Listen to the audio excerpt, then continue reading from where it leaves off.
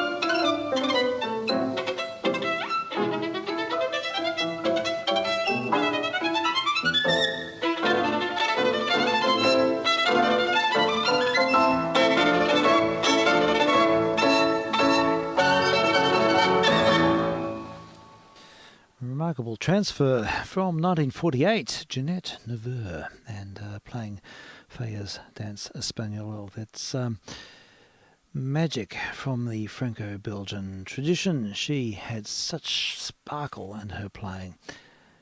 Incredible.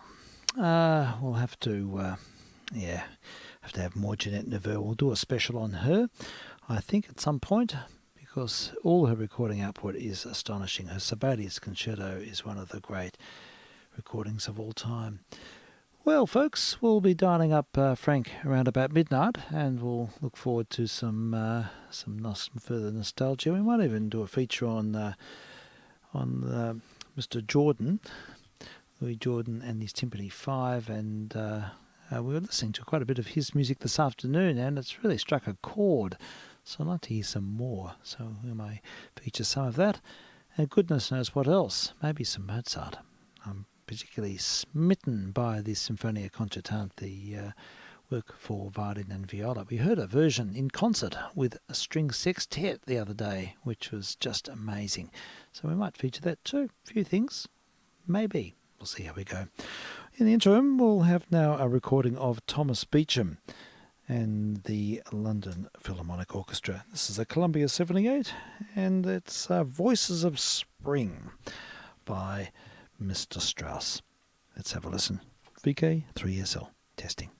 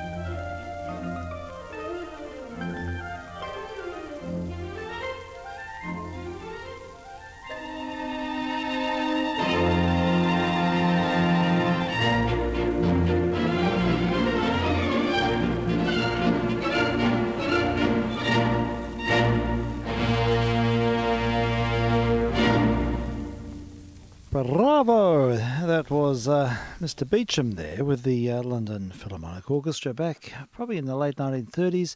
It's on a Columbia, one of these Australian laminated pressings, and they sound so quiet. They're incredible.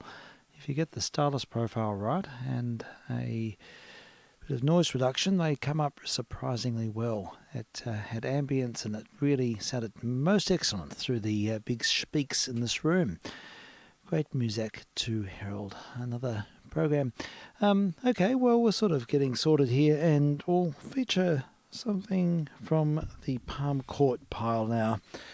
What's this one? This is a random record out of the batch. It's Me and My Shadow. It's the Salon Orchestra with Nat Shilkert, who did a lot of stock orchestra arrangements and conducting for Victor back in the 1920s. I'd say this record would have to be from about 1927. So we'll just shoehorn the other record off, put this one on, and I think we're there.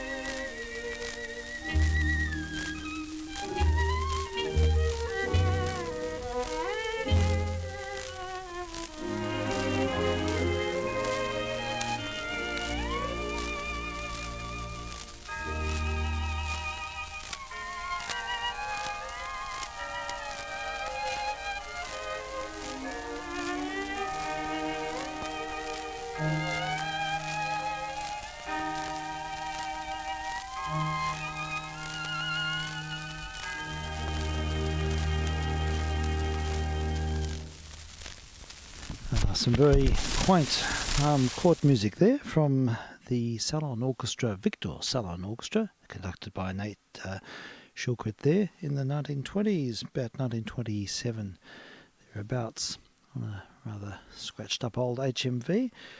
Testing here, of course, on 160 and on UHF, and streaming online. I'm vk3sl. Do this every Friday. It's a bit of a time-honoured tradition now. We're doing it for about over 3 years, and we have afternoon sessions as well. So if you tune in at 5 o'clock on Fridays, Saturdays or Sundays, you're more than likely to hear something as well. Although, I have to say, tomorrow we won't be here. I'm at a concert tomorrow. Now, I've got this Sounds of Time series. We played quite a few records from the set. I really don't know where we're up to with it, to be honest, but we'll jump in and have a listen to side 5. This record's got a huge crack at it, so hopefully our systems will work with that. Now, what have we got here? The Japanese attack on Pearl Harbor, General Douglas MacArthur at Melbourne in 1942. British war workers sing at the production front. Nightingale and the Surrey Wood matches its voice against the drone of 1,000 bombers striking at Germany. It's all a bit prescient, isn't it? Intercom conversations with bomber crew. We have played this one. Look, we'll hear it again. And we've got General Montgomery's private speech to the 8th Army officers for El Alamein. There we go. Side 5. I'll put a tick against it so we won't play it for a third time, but I can't be bothered changing the record. So, I think we're ready to go. This is a series made for the BBC, written by Frederick McCalley and narrated by John Snagg, and produced on the Oriole label. So, without any further ado, The Sounds of Time, vk3sl. The fall of France, the Battle of Britain, the passing by the United States Congress of the Lend-Lease Act, these were the first 3 climacterics of the war. The 4th came at 4 a.m. on June the 22nd, 1941, when Hitler invaded the Soviet Union. Now, Britain had a tough fighting ally in Europe. 6 months later, America reeled under the shock of Japanese treachery at Pearl Harbor, then flexed its mighty sinews for total war. Before Congress, Franklin Delano Roosevelt pledged his faith in a victory that he never lived to see. No matter how long it may take us to overcome this premeditated invasion, the American people in their righteous might will win through to absolute victory. Now it was global war. Swept from Malaya, Burma, and the Pacific Islands by the first fierce tidal wave of Japanese militarism, the democracies regrouped their land, sea, and air forces, while the great arsenal of America forged and sharpened the weapons of retribution. And on March the 21st, 1942, a new comradeship in arms was declared at Spencer Street Station, Melbourne, by General Douglas MacArthur. I am glad indeed to be in immediate cooperation with the Australian soldier. I know him well from World War days and admire him greatly. On the other side of the world, in Britain, war workers on the production front sang with new heart at their benches and lathes.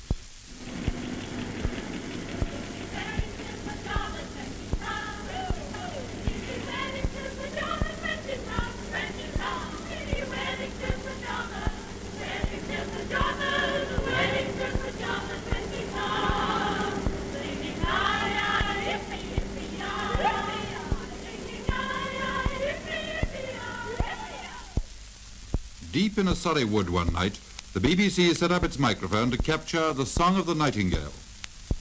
The engineer's vigilance was rewarded, and then a grim new meaning was given to the words of the Greek poet Callimachus. Thy nightingales live on, I hear them sing. E'en death spares them, who spares not anything.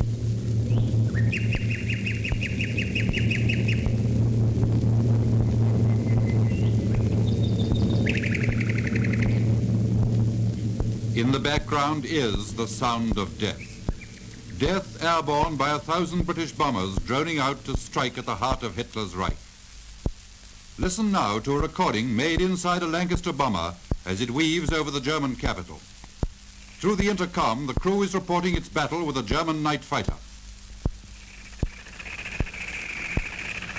Where is he, Red Gunner? Can you see him? Down! Down! Down! It's shot down! He's shot down. Did you shoot him down? Yeah, he's got him, boy. Right in the middle. Bloody good. But now, 2,000 miles to the south, Rommel stood with his Africa Corps at the gates of Cara, and famine threatened the besieged Mediterranean fortress of Malta. Suddenly, a new spirit swept through Britain's Eighth Army. The officers caught it first when they assembled at Army headquarters on August the 13th, 1942, to hear their new commander, General Montgomery. Here we will stand and fight. There will be no further withdrawal. I have ordered that all plans and instructions dealing with further withdrawal are to be burnt, and at once. The great point to remember is that we are going to finish with this chap Rommel once and for all. It'll be quite easy, there's no doubt about it. He is definitely a nuisance. Therefore, we will hit him a crack and finish with him.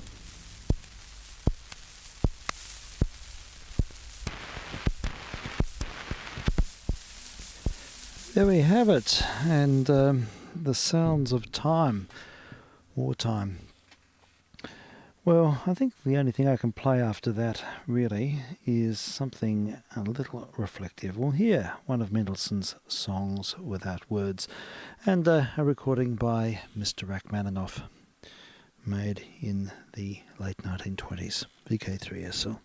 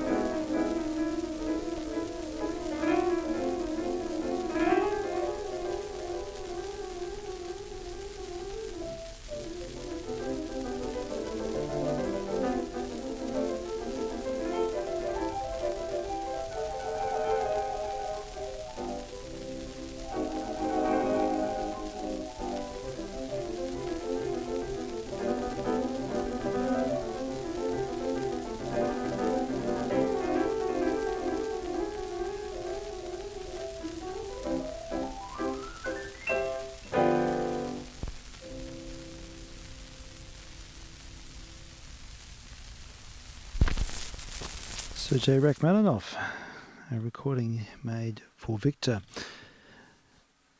Very flighty and remarkably cohesive performance of that work.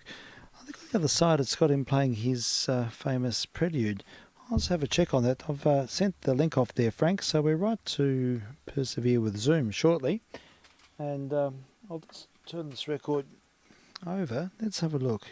Prelude in C-sharp minor, indeed. It is, Opus 3, number 2. Sergei Rachmaninoff. Another nice laminated pressing.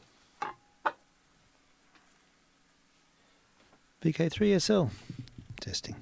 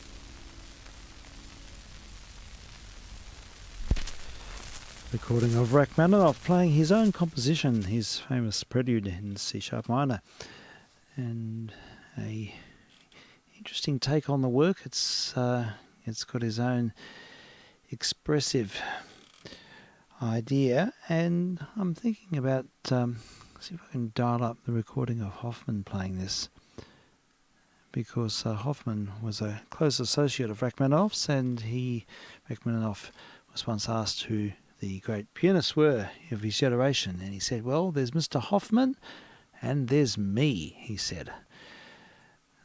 A rather immodest statement there from Mr. Rach, but we can look him up. Prelude in C-sharp minor, Hoffman playing the same work. I think there's a video recording. Here it is. There's a few transfers of this. There's one made by Hoffman in 1919, but we might listen to the one of Hoffman playing this in his later years. Now, we've got the dial-up in operation. I've sent through the link there, Frank, so it should be in your neck of the woods soon. We have the same work again. I just always like playing things in close profile. Here we have Rachmaninoff's music, and under the remarkable interpretive insight of Joseph Hoffman. A recording made in the 1940s when Hoffman was in his later period.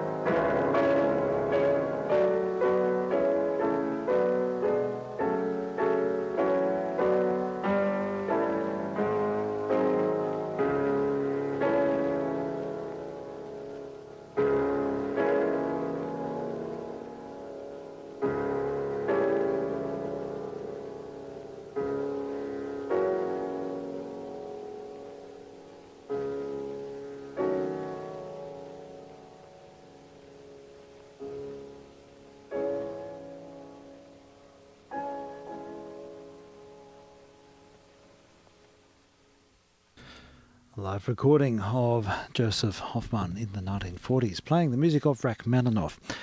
And I think we're right to admit Frank into the room. So Frank, I think that's active now. and hopefully you can hear me all right. Looks like you're there. Hello. Yes, hello. Hi, Frank. Hello. Hi there. Can you hear me? Hi. Yes, can you hear me? Yes, indeed. Yep, coming through beautifully, Frank. It's all good. It's nicely Oh, excellent. operated. Let's turn the radio down. Yes. There we go. Yeah. There we go. Very good. Look, I loved hearing old Rack play his own prelude. Yes, it's extraordinary, isn't it, really? It's amazing. I always wondered how he'd play it. Yeah, it's actually quite reposeful. It's he allows the music to breathe a lot more than the last recording we heard. Yes. It's a bit uptight, isn't it? It is. I think the last one, it's quite. There's a sort of an inner restlessness, I think, about the version we just heard, and Yes. which is always intriguing how work can be sort of given different characterization, I suppose. Yeah, with different interpretations. I had my best friend in primary school used to play that beautifully. Oh wow, great. He was, Yeah. I think he would have been 12 or so. Oh 12. really? Tremendous. Yeah, Yeah. 13 perhaps. Yeah. He was a very, very, very good pianist indeed. Did he pursue music, Frank? Not really. He did. He used it to make money, but not classical music. Yeah, sure. And he didn't pursue lessons, unfortunately. Okay.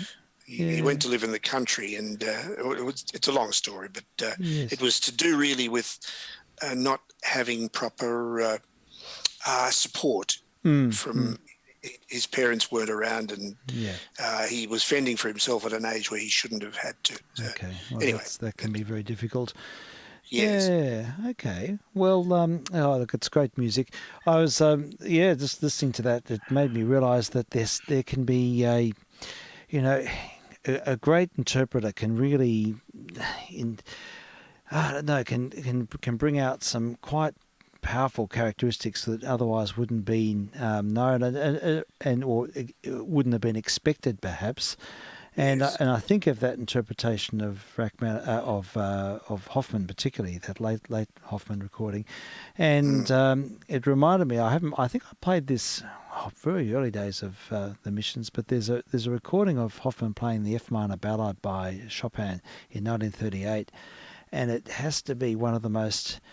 If you could sort of bring a piece of music to life with all of its encumbered journey aspects of the journey, and including the most demonic and savage to the most quiet and reflective, it's in this performance.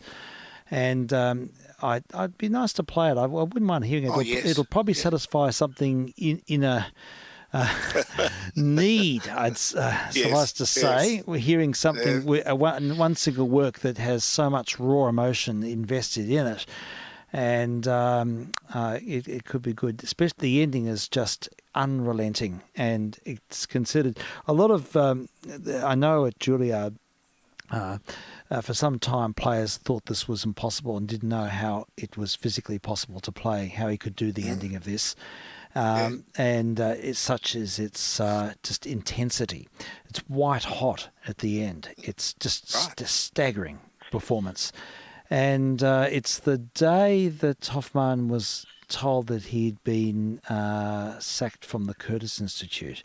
It's a long story. It's a long, complicated story. He became embroiled in politics, and he was also a difficult personality. But he got up and played this performance, and it just left the world aghast. It's still considered to be one of the most fascinating interpretations because of its complexity. But I like it because it reveals extremely tender moments, beautiful moments, and then at the end in the coda, it's just full of the white hot angst and fury, and it's just got to be heard to be believed. It really Probably is. reflecting the way he felt at the I time. think it must be, yeah. And but yeah, it's just architecturally it's something extraordinary. So look, I think we'll give it a burl. It goes for 9 minutes, but it might be a nice way to kick off. And with all of the turmoil and the stuff happening in the world. It could be a piece that gives one a sense of, I don't know, reference or something, perhaps. I don't know. He's a Polish artist. Grounding. Maybe Yes, it is. yes. Yeah, it certainly will for me, because I find I connect very directly with the music of Hoffman. So we'll hear this. It's his interpretation of Chopin's Ballade No. 4, and a live performance from 1938. And every time the themes are presented, it's slightly different. It's one of these works that just has constant invention. Every moment is given a different characterization. It's extraordinary how many colours he can bring out of the keyboard, considering the primitive recording of the time. So Yes. so let's have a listen to it now.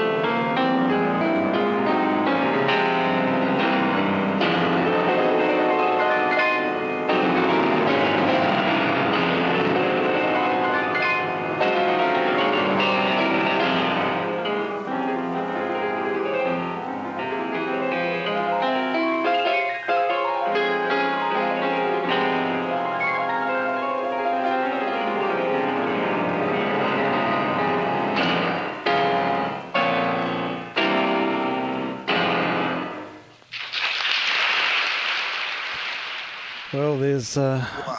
overwhelming tragedy and despair in that performance. Quite Oh my God. cathartic hearing it. I've never heard more intense piano playing. I don't think I have either, and I think that recording is heralded as something of one of a kind. Really, it's something that could only happen in a live performance in particular Yeah. circumstances. It's just demonic playing at the end. It's just incredible, and and all the notes are there, but they're just in just high energy realization. Yeah. Wow. And then so high energy, and then some. It was reached a new level, didn't it? It just, Yeah, totally. I agree. Totally. It never ceases to amaze me, that performance. And every so often I come back to it because it's just it allows one to I don't know, connect on a particular level perhaps. Yeah. But anyhow, that's channeling a very a very tragic aspect of Chopin's imagination through the eyes of Hoffman in 1938. Speaking of Hoffman and Rachmaninoff, reminded me that I heard a very nice interview, or it was the replay of an interview with Ruth Lenzenska. Oh yes. Do you remember? Yes. That's right. Andrew yes, Ford. That's it. Andrew Ford interviewed her. Oh, okay. On the music show Recently. In December 2020. Right. Oh gosh, it'd be good to hear that. Because they released a 10 CD boxed set of her complete recordings. Yes. But of course, they turned out not to be complete because she's just made another one. She's just made a CD, and she's 97, isn't she, or something? I know, she is. Yeah. And he finished the program off with a track from it.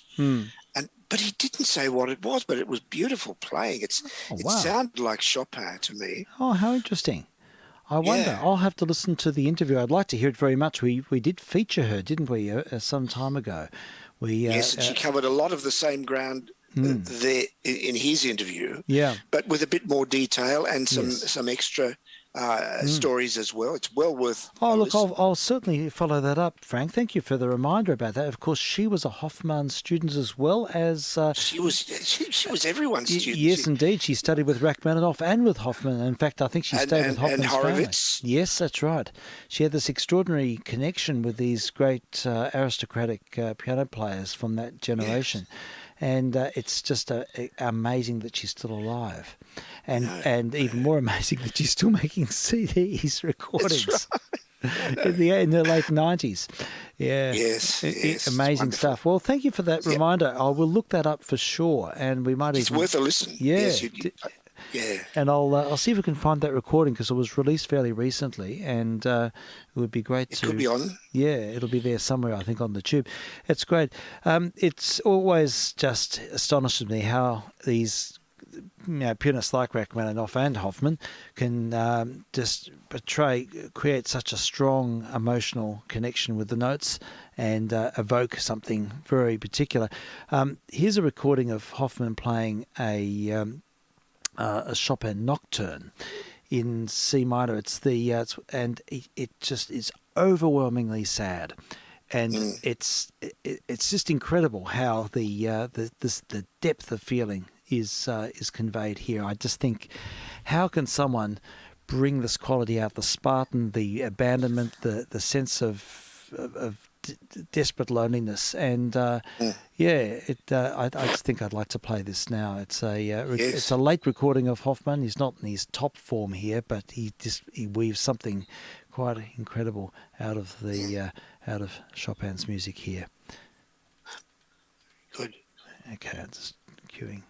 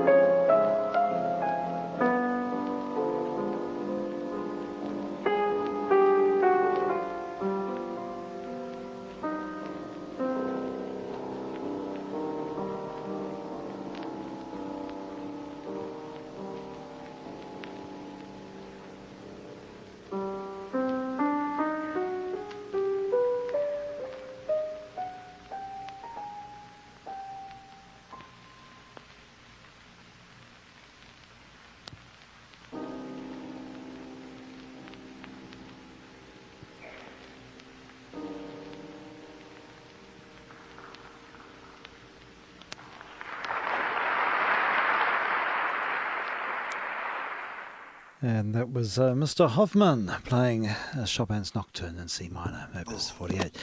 It's extraordinary how he managed to evoke those raw emotions without sentimentalizing the work. Yes, yes. And I think that's the miracle of it, really. It's something very, very direct, very sincere.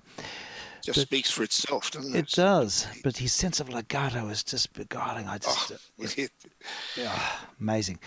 So, I always enjoy that in a piano interpretation. Someone who can just create these long lines. And, and that at the beginning, though, it's so Spartan. It's just so lost.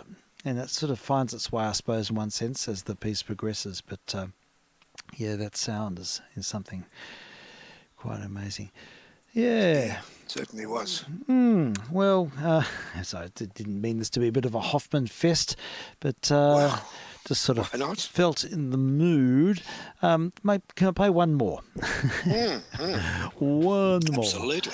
Look, I just did that in the mood to hear some of these. Now, I've actually had a very positive evening. I'm not in a particularly tragic mood, but sometimes I get drawn into the colours and the sound of these musicians. Sure. And sure. having heard that, good to go with your mood if you can. Yeah, it is. And there's this one here. Listen to this. It's so great. Talk about legato, and this is very, very different mood. But it's something so I don't know, connected. I sort of associate this with nature's truest expressions, I suppose. And I don't quite know how to explain that, but I'll see what you think. It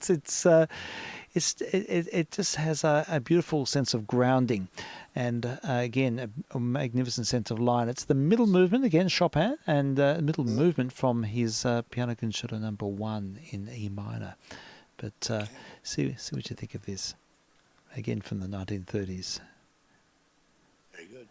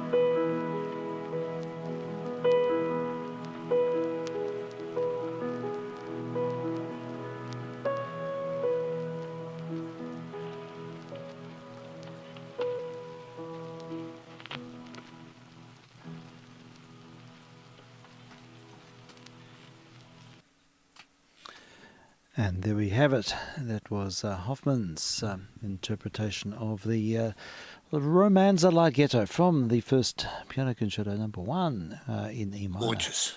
Beautiful playing. Yes, no bar lines there.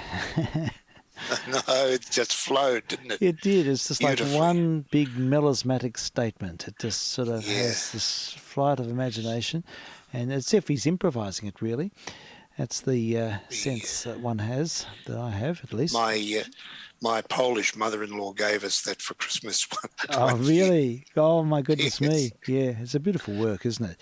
It is. Yeah, anyhow, there we have a little little Hoffman episode there.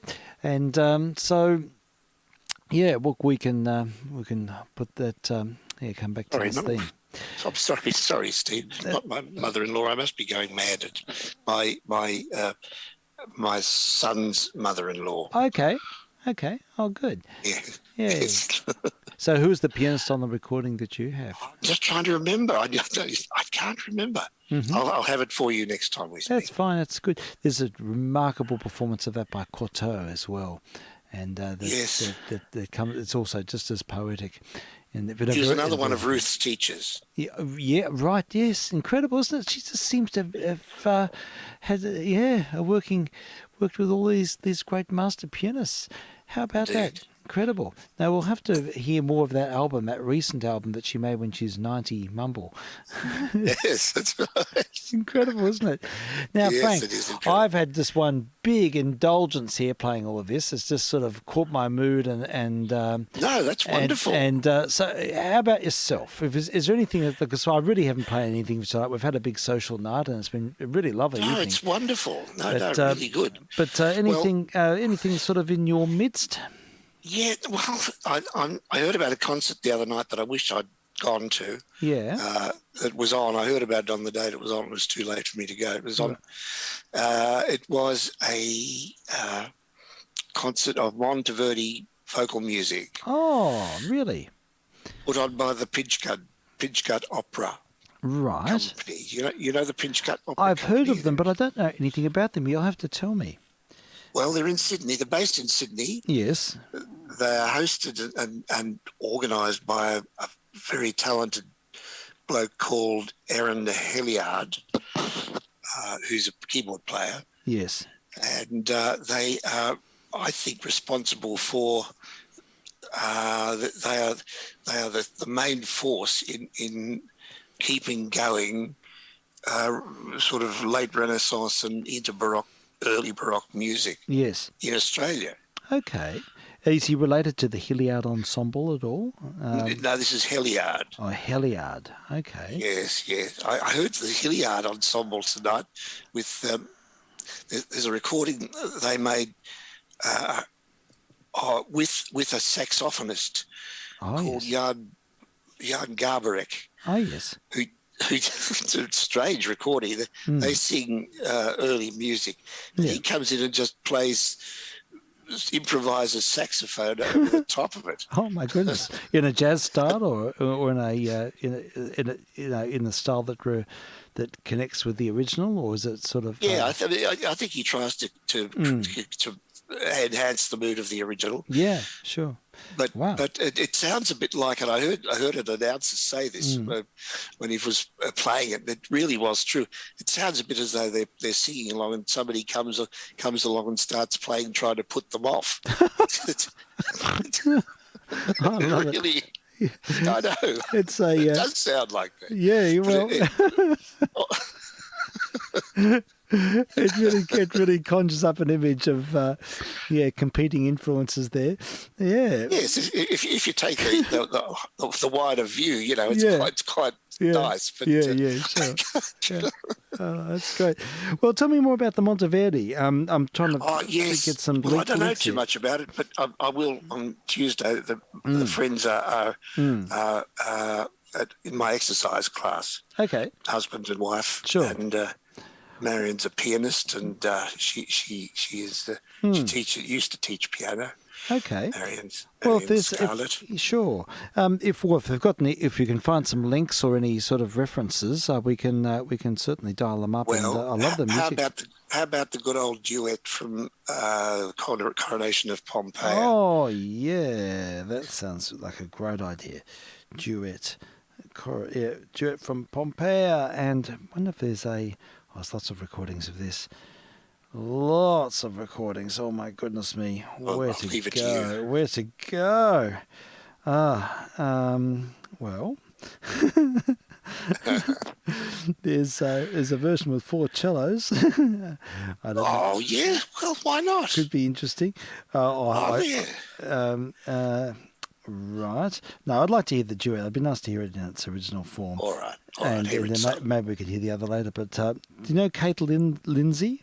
No, I don't, actually. I just don't know these artists here. No. Look, I'll pick the one that's on the top of the list here. Yeah. And okay. and we'll just we'll sort of sample that. So yeah, the Coronation Popea Puertimiro. Is that how you? That's it. That's the one. Yes. And yeah, we'll have a listen. This is great. I love this piece. So we'll just go for the dial up here. Have to find it on the list. And let's have a listen. Sounds good, Frank. Wait a minute, still looking. Sorry, it's taking me a moment to no, take your time to initiate here. But here we go. I think it's on the list. Let's have a listen. vk3sl test missions.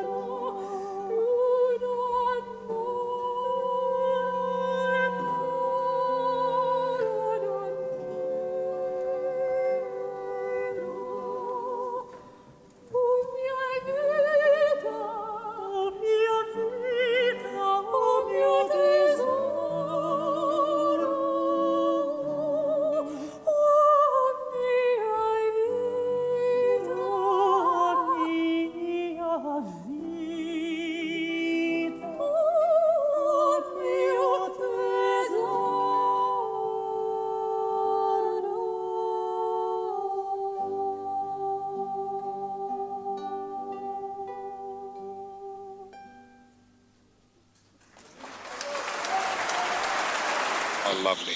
Oh, gosh. That was a remarkable performance. They blended just so beautifully, didn't they? Perfectly. Yeah, they Just really perfect. did. Jerussi and Yeah. Denise, and a fairly recent upload.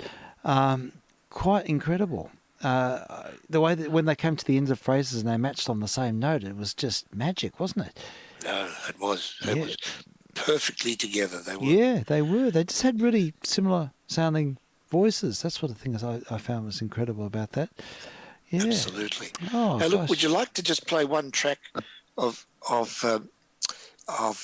this album? I think it's called Officium. Yeah, with please. the Hilliard Ensemble Yeah, sure. and Jan Garbarek. Yeah, okay. So we'll look Just at this. just one track. Yeah, Hilliard Ensemble and Officium. I think that's what it's called. Yeah, sure. It'll hopefully. Yes, here we go. Jan Garbarek. That's it. Yeah. Yeah. Wow. There's quite a bit to choose from here, so we'll just see what we've got here. Oh yeah, I see him. He's playing saxophone. Wow, this could be interesting. Okay. Well, what to choose? I might as well go with the first one on the list. Yeah, sure. I'll just see what. I just want you to hear the effect of the Yeah, I'd like to hear it of the very much. improvisation. Yes, definitely. It'd be good to hear it. Pass me. I can't even begin to. Maybe another one's got. Sorry, I'm just talking to myself here. Something that's reasonably short. Yeah, that might be. But yes, I'll go with the other. That one was a 10-minute track. We'll go with this one. This is only 3 minutes, and Yeah, that'd be perfect. it's called Pulcimira Rosa, and I really don't know what it's about, but Jan Garbarek and the Hilliard Ensemble sounds good, and we'll just quickly... And it's unrehearsed. It's unrehearsed. The saxophone is unrehearsed. He's just improvising. Right. How interesting. So I know. Yeah, it'd be good to hear the saxophone. I went to hear this combination. Did you? With a friend who has a particular interest in it. About 15 years ago. Yeah. Okay. And yeah. Sure. Right. Very good. Well, I'll look forward to this. It's Pulcirima Rosa, 1994. So we'll see what this amounts to. I'm sure it'll be interesting. Yeah. Okay. Just queuing up. It's on the list.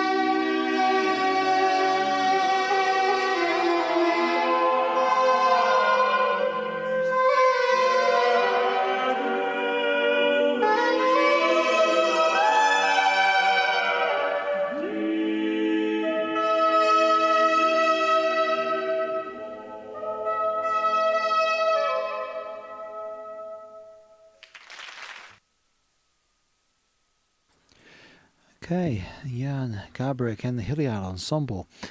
It's different, isn't it?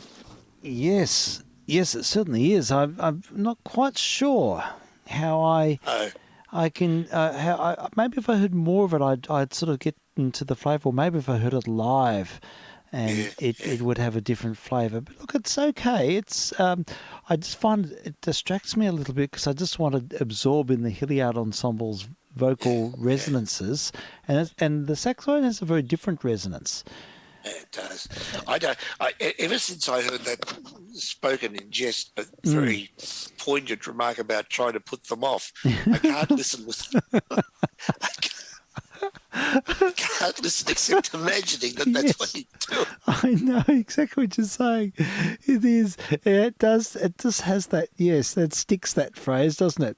It does. It does. And you can kind of imagine that it does sound like that. I just wonder if they might feel a bit annoyed. I don't know. I mean, I love the idea. I like the idea of melismatic playing and improvising, but it's just such a. Oh, I shouldn't say this. It's not. It just doesn't have the subtleties of the complexity of voices together. Holds such beauty in its togetherness. And the sound of the saxophone is just sort of so raw, even when it's played sensitively. It just seems to be it's loggerheads in some respects. But maybe I don't think it properly works. So it sometimes works better than others. Yeah, look, I can appreciate that. I think so. I do remember there was a concert in Melbourne, Frank. Oh, it was Kate went to it. I didn't. I heard it on the radio. It was the Rachmaninoff Vespers, and it was at St Pat's Cathedral in Melbourne, and it was sung by one of the Melbourne choirs, and there was a saxophone player doing sort of improvising in between movements. I think it was sort of not at the same time, but it was in between movements. So maybe that it could be a different sort of textual offset, but not necessarily at the same time. I don't know. No. Yeah. Possibly a better idea. Yeah, it is interesting though. It's great if you got I mean, obviously it's. I'd like to think that the artist in question here finds something meaningful in it. But but I reckon if I was in a vocal group, try to sort of tune in to the parts and deeply listen. It would it'd be just, it's like having a wall of sound thrown at you. Yeah. That's right. You think, for God's sake, tell him to shut up. Yeah, it's like practicing and someone practicing really loud in the room next to you. Yeah. Yeah, it's a common event in this household. I'm sure it is. That's right. Very often. You need a bigger house. Oh, I know. Very often I'm in one room, Kate's at another, and Henry's at another. And yes, there's you do feel that inwardly you think, just stop. That's what I hear. But you don't want to discourage anyone. You just it's not. Of course, you can't really. You can't say it. But it's just because if you're trying to sort of tune in to your own sound world. But it's an interesting one. Yeah, but I'm pleased I heard it. And I wanted you to hear that. Yeah, thank you. It's good. Well, I'm going to have to wind it up, I think, tonight. Yes, look, I'm just about out of biscuits as well. So. Yeah, sure. I've been sort of running on empty. It's been a huge week, and so yes, it's holidays for me, and I won't be around tomorrow. So there won't be any missions tomorrow because I'm actually going to a conservatorium concert with Henry tomorrow. He's wonderful. He's playing. What's on? I think they're playing it's with a band he's in, like a symphonic band, and they're playing a range. I think it's mostly contemporary music, and but they're playing quite a bit of Granger as well. So I look forward to the Granger in particular. And I think there's some student works. Henry's not at all excited about the contemporary pieces, but I think it's just a duty to perform them. Oh, absolutely. And a necessary to perform them. Yeah. Yeah. Well, Is he the only horn player? Oh, I think there's others. I think look, it'll be a good concert. It'll be good. It's at the Recital Centre, and Oh, well. it'll be nice to hear. So that's at 5:00 tomorrow. So I won't be on at all, and but I will be around Sunday. Will you be around Sunday, or you It probably depends a bit. It's, Yeah. it'll depend on how things are. Yes, here. yes. I do have a picnic to go to. Yeah. Family, if Oh, of course. circumstances- Yes, indeed. You were explaining earlier. Yes, there's a broader circumstance for you, isn't there? With the We would love to go, but Yeah. we won't go if there's if any there's risk. yeah. But the fact is that nearly everyone who's going has already had it. So Yeah. Well, it's right. This is the thing. At some point, we've got to sort of navigate that space. But look, I understand totally. Whatever. So I'll probably do something on Sunday. I should be here, but after that, it's possibly not going to happen for a while. I 3 think weeks, yes, maybe. yes, a couple of weeks. Certainly next week at Easter will be at Inverloch, so it won't be any missions. And then the following week, I think we're up in the High Plains, and I think we're going to be there Friday night. We're doing a walk up at Mount Howard, and the Crosscut Saw and Mount Speculation, all that area. So and Kate's coming, and I'm looking forward to it immensely. So I think that's the following weekend, but it's weather dependent. So we've got a window between Wednesday and Sunday, and I think we're doing 2.5 days of hiking, 2 or 3 days of hiking between that time. But it'll probably encompass a good part of the weekend. So I don't think there'll be any missions then. So it'll be a little bit of a break. And then, all being well, we'll be back on deck again in April when the term starts. But so if I don't speak to you on on Sunday, well, it might be a little while. But we'll hear all about your never Easter mind. concerts. Just have a great trip. Make the most of it. Yeah. All the opportunities you get to be away. Yes. I know you will take advantage. Yeah. And Yeah. just replenish and recharge. Yeah, thank you, Frank. I certainly intend to, and I think we all need that. And look, enjoy the Easter concerts. The St. Matthew Passion. I look forward very much to hearing a report on that, and we can devote emissions to it. I think it's a good thing to do, we can look forward to that. Indeed. So thanks, Frank, and we'll see how we go with on Sunday. All right. Well, I'll finish off with here we go. Here's the Larghetto from the other Chopin piano concerto. I'll play that one now, and we'll play that as a wind up for today. And thanking you and thanking listeners I have to say, I enjoyed discovering Louis Jordan this afternoon, and I'm keen to find more. We must come back to him. We must, absolutely must. It's a really interesting topic. Yeah. Certainly. Yay! Good. All right. Thanks again. Well, all the best to thank you. you. I hope there's no broader health issues or risks for you, and that everything sort of settles down okay. And good luck to David as well. And it was Patrick who's got David. Did you say? No, it's David. Patrick's had it. Yes. David's now got it, but he's hardly showing any signs of having it. So I think he's going to get a very mild dose. Yeah. Okay. All right. Well, good luck, and best wishes to Kathy, and we'll look forward to catching up soon. And ours to Kate and family. Thank you. And have a great holiday. Yeah, thanks a lot, Frank. All the best. And we'll say cheerios, and I've queued this up now. All right, thanks again. All the best. vk3sl. I'll drop off as usual. Yep. Okay. No worries. This is vk3sl testing on 160 and on UHF, and also streaming online. And we'll wind up now with the music of Chopin, played by Joseph Hoffmann, recorded in the 1930s. Cheerio. Cheers.